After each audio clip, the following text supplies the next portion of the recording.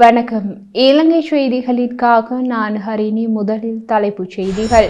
கடந்த கால ஆட்சியாளர்களைப் போலவே பொதுமக்களின் பிரச்சினைகளை அனுர அரசு கண்டுகொள்ளவில்லை என கஜேந்திரகுமார் பொன்னம்பலம் அறிவிப்பு. விடுதலை புலிகளை ஆதரிப்பதாக மற்றும் ராஜபக்சக்களுக்கு ஆதரவளித்ததாக குற்றம் சாட்டினார்கள். யார் குற்றவாளி என்றாலும் தண்டியுங்கள் என ரணில் விக்ரமசிங்க சுட்டிக்காட்டு. வெளியே துரத்தப்படும் மஹிந்த அனுர அரசு கடும் நடவடிக்கை. இனி விரிவான செய்திகள். கடந்த கால ஆட்சியாளர்களைப் போலவே பொதுமக்களின் பிரச்சினைகளை அனுர அரசு கண்டுகொள்ளவில்லை என நாடாளுமன்ற உறுப்பினர் கஜேந்திரகுமார் பொன்னம்பலம் தெரிவித்துள்ளார். அவர் மேலும் கூறும்போது, த பினான்ஸ் என்ற நிதி நிறுவனத்தில் பணத்தை வைப்பிலிட்ட மக்களுக்கு உரிய தீர்வு வழங்கப்பட வேண்டும் என வலியுறுத்தியுள்ளார். அத்துடன் மூடப்பட்ட த பினான்ஸ் நிறுவனத்தில் பணத்தை வைப்பிலிட்ட மக்களுக்கு இதுவரையில் தீர்வு வழங்கப்படவில்லை என சுட்டிக்காட்டியுள்ளார். இந்த நிறுவனம் மூடப்படுவதற்கு 2 வாரங்களுக்கு முன்னரும் அந்த நிறுவனத்தினால் சுமார் 1000 மில்லியன் ரூபாய் நிதி திரட்டப்பட்டதாக அவர் குறிப்பிட்டுள்ளார். அத்துடன் த பினான்ஸ் நிறுவனத்தின் சொத்துக்களை ஏலத்தில் விற்பனை செய்வதற்கு நீதிமன்றம் அனுமதி வழங்கியுள்ள நிலையில் தற்போதைய மதிப்பீட்டை விடவும் குறைந்த அளவில் அவை விற்பனை செய்யப்படுவதாக அந்த மக்களுக்கு சந்தேகம் நிலவுகிறது எனவும் தெரிவித்துள்ளார். யாழ் பருத்தித்துறை காவல்துறை பிரிவுக்குட்பட்ட தும்முலை மூர்க்கன் கடற்கரை பகுதியில் 154 பொதிகளில் 300 கிலோவுக்கும் அதிகமான கஞ்சா தொகை கைப்பற்றப்பட்டுள்ளது. இராணுவ புலனாய்வாளர்களுக்கு கிடைத்த ரகசிய தகவலின் அடிப்படையில் இராணுவம் மற்றும் கடற்படையினர் இணைந்து நடத்திய சோதனை நடவடிக்கையில் இந்த கஞ்சா தொகை பறிமுதல் செய்யப்பட்டுள்ளது. இந்த நடவடிக்கையின் போது சம்பவத்தில் பயன்படுத்தப்பட்டதாக சந்தேகிக்கப்படும் மீன்பிடி படகு ஒன்றும் கைப்பற்றப்பட்டுள்ளது. அத்துடன் இதுவரை எந்த நபருக்கும் இது கைது செய்யப்படவில்லை என காவல்துறையினர் தெரிவித்துள்ளனர். கைப்பற்றப்பட்ட கஞ்சா மற்றும் படகு ஆகியவை இன்று பருத்தித்துறை நீதவான் நீதிமன்றத்தில் ஒப்படைக்கப்பட உள்ளதாகவும் அதற்கான நடவடிக்கைகள் மேற்கொள்ளப்பட்டு வருவதாகவும் தெரிவிக்கப்பட்டுள்ளது. நீண்ட நாட்களுக்கு பிறகு யாழ்ப்பாணத்தில் பெருந்தொகையில் கஞ்சா பறிமுதல் செய்யப்பட்டுள்ள இந்த சம்பவம் பிரதேசத்தில் போதைப்பொருள் கடத்தல் தொடர்பான கவலைகளை மீண்டும் எழுப்பியுள்ளது. இது தொடர்பான மேலதிக விசாரணைகளை பருத்தித்துறை காவல்துறையினர் தீவிரமாக முன்னெடுத்து வருகின்றமை குறிப்பிடத்தக்கது. நாடாளுமன்ற உறுப்பினர் சாணக்கியன் உள்ளூராட்சி தேர்தல் வாக்குகளுக்காக தலைவர் பிரபாகரனின் பெயரையும் ஊரையும் நாடாளுமன்றில் உச்சரிக்கும் அளவிற்கு ஆளும் தரப்பினர் வந்துள்ளமையை நாங்கள் வாழ்த்துகின்றோம் என தெரிவித்துள்ளார். அவர் மேலும் தெரிவிக்கையில், கடற்றொழில் அமைச்சர் உள்ளூராட்சி தேர்தலுக்கு தயாராகும் நிலையிலேயே பலதரப்பட்ட கருத்துக்களை கூறிக்கொண்டு செல்கின்றார். ஏனெனில் தேர்தலில் வெல்ல வேண்டும் என்பதற்காக தலைவர் பிரபாகரனையும் பற்றியும் அவரது ஊர் பற்றியும் கதைப்பதை நாங்கள் வாழ்த்துகின்றோம். ஆனால் வாயால் மட்டும்தான் வட மாகாணத்திற்கும் மற்றும் கிழக்கு மாகாணத்திற்கும் உம்முடைய செயற்பாடு இருந்து வருகின்றதை தவிர 6 மாத ஆட்சி காலத்தில் எதுவும் நடக்கவில்லை என அவர் கடுமையாக விமர்சித்துள்ளார். ஜனாதிபதி அனுரகுமார தமக்கு வழங்கப்பட்ட நாடாளுமன்ற உறுப்பினருக்கான ஓய்வூதியத்தை நீக்குவது தொடர்பில் தாம் நாடாளுமன்றத்திற்கு கடிதம் ஒன்றை சமர்ப்பித்துள்ளதாக தெரிவித்துள்ளார். 2025ஆம் ஆண்டுக்கான பாதீடு மீதான குழுநிலை விவாதத்தின் இறுதி நாள் விவாதம் நடைபெற்ற நிலையில் அதில் கலந்து கொண்டு உரையாற்றும் போதே இதனை குறிப்பிட்டுள்ளார். அத்துடன் தற்போது 1 மில்லியன் ரூபாயாக காணப்படும் நாடாளுமன்ற உறுப்பினருக்கான காப்புறுதி தொகை 2,50,000 ரூபாயாக குறைக்கப்படும் என ஜனாதிபதி தெரிவித்துள்ளார். கடந்த காலங்களில் ஜனாதிபதியாக இருந்தவர்களுக்கு நாடாளுமன்ற உறுப்பினர்களுக்கான ஓய்வூதிய கொடுப்பனவு வழங்கப்பட்டது. எனினும் தமக்கு குறித்த நாடாளுமன்ற உறுப்பினருக்கான ஓய்வூதியம் வேண்டாம் என எழுத்து மூலம் அறிவித்துள்ளதாகவும் ஜனாதிபதி தெரிவித்துள்ளார். முன்னாள் ஜனாதிபதி ரணில் விக்ரமசிங்க, நான் இலங்கையை சர்வதேச நீதிமன்றத்திற்கு கொண்டு செல்வதை எப்போதும் எதிர்த்து வந்துள்ளேன்.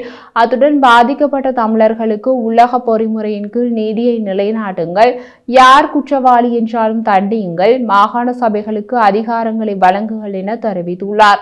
அத்துடன் முன்னாள் ஐநா மனித உரிமைகள் ஆணையாளர் நவநீதம் பிள்ளையுடன் இணைந்து செயற்படுவது சுலபமானதாக காணப்பட்டது. அவர் அனைத்தையும் புரிந்து கொண்டார் எனவும் தெரிவித்துள்ளார். இலங்கையை சர்வதேச நீதிமன்றத்திற்கு கொண்டு செல்வதை நான் எப்போதும் எதிர்த்து வந்துள்ளேன். நான் என்ன தெரிவித்து வருகிறேன் என்றால், சொன்னதை செய்யுங்கள், ஐநாவுக்கு இலங்கை அளித்த வாக்குறுதியை நிறைவேற்றுங்கள், அத்துடன் உலக பொறிமுறையின் கீழ் தமிழர்களுக்கு நீதியை நிலைநாட்டுங்கள். இதனை செய்யக்கூடாது, செய்ய வேண்டாம் என நான் ஒருபோதும் தெரிவித்ததில்லை. இதன் காரணமாகவே நான் தேர்தல்களில் தோற்றேன். நான் விடுதலை புலிகளை ஆதரிப்பதாக குற்றம் சாட்டினார்கள். அது முடிவடைந்தும் ராஜபக்சர்களுக்கு ஆதரவளித்ததாக குற்றம் சாட்டினார்கள். அதனை விடுவோம். ஆனால் நான் மேற்குலகில் சமீபத்தில் பார்த்தது என்னவென்றால் 2 விதமான நிலைப்பாடுகள். அத்துடன் உக்ரைன் தொடர்பில் இரட்டை நிலைப்பாடுகளை பின்பற்றுகின்றனர். ஆனால் உக்ரைனுக்கு வழங்குகின்ற சாதக தன்மையை மேற்குலகம் எங்களுக்கு வழங்காது. எனினும் உக்ரைன் ஜனாதிபதிக்கு அனைத்தையும் மாற்றுவதற்கான அனுமதியை அவர்கள் வழங்குகின்றனர். அதன் காரணமாகவே அமெரிக்க ஜனாதிபதி ட்ரம்ப் ஜெலன்ஸ்கியை பார்த்து நீங்கள் தேர்தல் மூலம் தெரிவு செய்யப்படவில்லை என்றார். அவர்களால் ஜனாதிபதி ட்ரம்பின் மீது பாய முடியும் என்றால் எங்களின் நிலைமை என்ன? ஆகவே எங்களால் என்ன செய்ய முடியும் என்றால் அளித்த வாக்குறுதிகளை நிறைவேற்றுவதே. அவர்களுடன் பேசுங்கள். மாகாண சபைகளுக்கு மேலதிக பொறுப்புகளை வழங்குங்கள். குற்றவாளி யார் என்றாலும் தண்டியுங்கள். நான் பல நடவடிக்கைகளை ஆரம்பித்தேன். அவர் எங்களது நிலைப்பாட்டை ஏற்றுக்கொள்ளவில்லை. ஆனால் அவர் அனைத்தையும் புரிந்து கொண்டார். அவருடன் பேச முடியும். ஆனால் தற்போதுள்ளவர்கள் எங்களை நோக்கி சத்தமிடுகின்றனர். எங்களால் தான் அவர்கள் அங்கிருக்கின்றார்கள் என்பதை நாங்கள் உணர வேண்டும். நாங்களே 2ஆம் உலக யுத்தத்தில் போரிட்டோம். நாங்களே ஐரோப்பாவை விடுதலை செய்தோம். எத்தனை ஐரோப்பியர்கள் ஹிட்லருக்கு எதிராக போரிட்டார்கள்? 2.5 மில்லியன் இந்தியர்கள் போரிட்டார்கள். இலங்கையர்கள் போரிட்டார்கள். ஆப்பிரிக்கர்கள் போரிட்டனர். நாங்கள் போரிட்டு ஹிட்லரை தோற்கடிக்காவிட்டால் உங்கள் மனித உரிமை சாசனம் ஒன்றை உருவாக்க முடியாமல் போயிருக்கும் என கூறியுள்ளார். மஹிந்த ராஜபக்ஷவுக்கு நெருக்கடிகள் அதிகரிக்கின்றன. முன்னாள் ஜனாதிபதி மஹிந்த ராஜபக்ஷ விஜயராம மாவட்டத்தில் உள்ள அரச மாளிகையிலிருந்து வெகு விரைவில் கட்டாயம் வெளியேற நேரிடும் என அரசு தரப்பு தெரிவித்துள்ளது. இந்த தகவலை பிரதி அமைச்சர் மஹிந்த ஜெயசிங்க தெரிவித்துள்ளார். கம்பஹா மாவட்டத்தில் ஊடகங்களுக்கு கருத்து வெளியிடுகையிலேயே அவர் இவ்வாறு கூறினார். அவர் மேலும் கூறிய போது போலீஸ் மா அதிபர் தேசபந்து தென்னகோனும் 20 நாட்கள் வரை தலைமறைவு வாழ்க்கை தந்தார். ஆனால் அதற்கு மேல் தாக்குப்பிடிக்க முடியவில்லை. கடைசியில் நீதிமன்றத்தில் சரணடைய நேரிட்டது. அதே கதிதான் மஹிந்த ராஜபக்ஷவுக்கும் ஏற்படும். மஹிந்த ராஜபக்ஷவுக்கு இந்நாடு மீது மக்கள் மீது அக்கறை இருந்தால் மக்கள் பணத்தை வீண்விரயம் செய்யாமல் தாமாகவே வெளியேற வேண்டும். அவர் தாமதமாகவே வெளியேறுகிறாரோ இல்லையோ, எப்படி இருந்தாலும் அரச மாளிகையிலிருந்து கட்டாயம் வெளியேற நேரிடும் என பிரதி அமைச்சர் மஹிந்த ஜெயசிங்க தெரிவித்துள்ளார். மற்றொரு பக்கத்தில் கம்பஹாவில் முன்னாள் முதல் பெண்மணி ஷிரந்தி ராஜபக்ஷ சம்பந்தப்பட்ட நில பரிவர்த்தனைகள் குறித்த குற்றப்புலனாய்வு விசாரணை கோரியுள்ளதாக தொழிலாளர் துணை அமைச்சர் மஹிந்த ஜெயசிங்க தெரிவித்துள்ளார். நாடாளுமன்ற அமர்வில் உரையாற்றிய ஜெயசிங்க இது தொடர்பாக பதில் போலீஸ் மா அதிபரிடம் கோரிக்கை விடுக்கப்பட்டுள்ளதாக தெரிவித்துள்ளார்.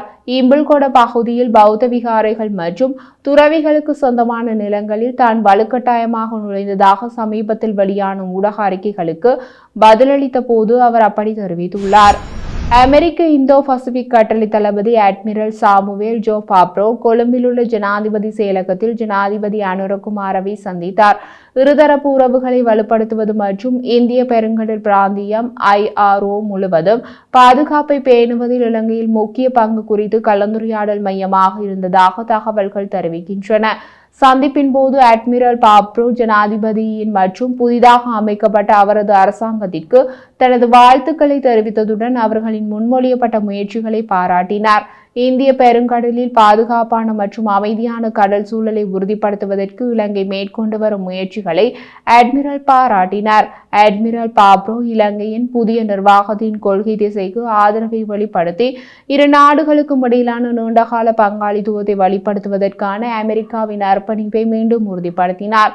இதற்கு பதிலளித்த ஜனாதிபதி இலங்கையின் பாதுகாப்பு துறையில் மனித வளங்களை வலுப்படுத்துவதற்கு அமெரிக்காவின் பங்களிப்புக்கு நன்றி தெரிவித்தார். தேசத்தின் பாதுகாப்பு கட்டமைப்புக்கு அதன் முக்கியத்துவத்தை அடிக்கோடிட்டு பல ஆண்டுகளாக அமெரிக்கா வழங்கிய நிலையான ஆதரவின் மதிப்பை அவர் எடுத்துக்காட்டினார்.